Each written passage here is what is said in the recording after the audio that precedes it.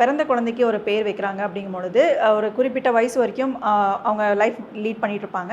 அதுக்கப்புறம் திடீர்னு அவங்கள லைஃப் அப்படியே டவுன் ஆகி இருக்கும். நேம் சேஞ்சிங் போவாங்க. நேம் சேஞ்சிங்க்கு அப்புறம் அவங்களோட லைஃப் வந்து மாறதுக்கு உண்டான சான்சஸ் வந்து நெறையவே இருக்கு அப்படின்னு சொல்லி ஃபீல் பண்றாங்க. நேம் அப்படிங்கிற ஒரு விஷயம் வந்து எவ்வளோ இம்பார்ட்டன்ட் சார்? நேம் ரொம்ப முக்கியம் தாங்க மேம் ஆக்சுவலா. பட் நம்ம இந்த காலகட்டத்தில் உங்களுக்கு வாய்ப்பு கிடைக்குது அப்படின்னா நீங்கள் பார்த்து வச்சிடலாம். சப்போஸ் வந்து நீங்கள் ஆல்ரெடி நீங்கள் பிறந்துட்டீங்க உங்கள் நேம்னா சேஞ்ச் பண்ணணும்னு அவசியம் கிடையாது. நான் முன்னாடியே சொன்ன மாதிரி தான் கெசட்டில் என்ன இருக்கலாம், ரெக்கார்டில் என்ன வேணா. பட் நீங்கள் உங்களை எப்படி ஐடென்டிஃபை பண்ணிக்கிறீங்க? இப்போ உங்களுக்கு ஒரு நேம் பிடிச்சிருக்கு, நீங்கள் உங்களை அதுவே கூப்பிட்டுக்கிறீங்க. நீங்கள் திரும்ப திரும்ப திரும்ப அந்த நேம் எழுதி பார்க்குறீங்க. நீங்கள் யார் அவங்க பேர் கேட்டாலும் நீங்கள் அதே நேமை வந்து ரிஃப்ளெக்ட் பண்ணுறீங்க. நீங்கள் அந்த யூனிவர்ஸ் கிட்ட எப்படி கம்யூனிகேட் பண்ணுறீங்க, நீங்கள் எந்த நேமை யூஸ் பண்ணுறீங்க. ஃபார் எக்ஸாம்பிள் உங்களுக்கு வந்து ஒரு பெரிய பேராக இருக்கலாம், பட் நீங்களே ஷார்ட் பண்ணி சொல்கிறதுக்கு விருப்பப்படுவீங்க. ஸோ நம்மளோட யூசேஜ் தான் இங்கே ரொம்ப ரொம்ப முக்கியம்.